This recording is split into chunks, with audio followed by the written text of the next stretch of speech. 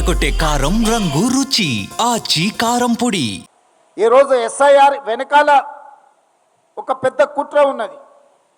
రెండవది, వెట్టి చాకిరి నుంచి రైతు కూలీ సంఘాల పోరాటం వల్ల కూలీ చేసేవాడికి కూలీ నిర్ధారించే కనీస వేతన చట్టాన్ని ఆనాడు ఎంతోమంది పోరాటం చేస్తే కాంగ్రెస్ పార్టీ కూలీలకు కూడా హక్కు కల్పించి కనీస వేతన చట్టాన్ని తీసుకొచ్చి దాన్ని అమలు చేయడానికి ఒక వ్యవస్థను ఏర్పాటు చేసి ఈరోజు కూలీ పనికి కూడా లెక్కగట్టి ఇవ్వాలి, శ్రమ దినాలకు శ్రమ గంటలకు కూడా మీరు వేతనాలు చెల్లించాలని చట్టాన్ని కాంగ్రెస్ పార్టీ తీసుకొచ్చింది.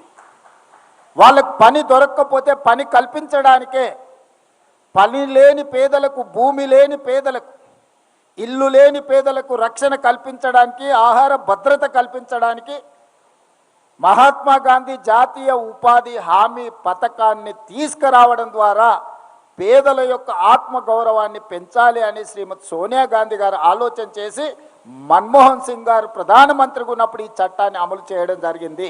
దానికి ప్రధానమైన స్ఫూర్తి ఆనాడు ఉమ్మడి ఆంధ్రప్రదేశ్ మెదక్ జిల్లాలో పునాది పడ్డది. తెలంగాణ మెదక్ జిల్లా నుంచి స్ఫూర్తిని తీసుకొని కొప్పుల రాజుగారు అధికారిగా చట్టాన్ని తయారు చేసి ఈ చట్టాన్ని ఆంధ్రప్రదేశ్ అనంతపూర్లో మొట్టమొదట ప్రధానమంత్రి సోనియా గాంధీ గారు వచ్చి ఈ జాతీయ ఉపాధి హామీ పథకానికి స్ఫూర్తి మనమే, మొట్టమొదటి దేశంలో అమలు చేసింది మనమే. ప్రపంచానికే ఆదర్శంగా ఉన్న ఉపాధి హామీ చట్టము అమలు జరగడానికి తెలుగు రాష్ట్రాలే ప్రధాన కారణము. ఆనాడు సోనియా గాంధీ గారు, మన్మోహన్ సింగ్ గారు ఇక్కడి నుంచి పథకాన్ని ప్రారంభించారు.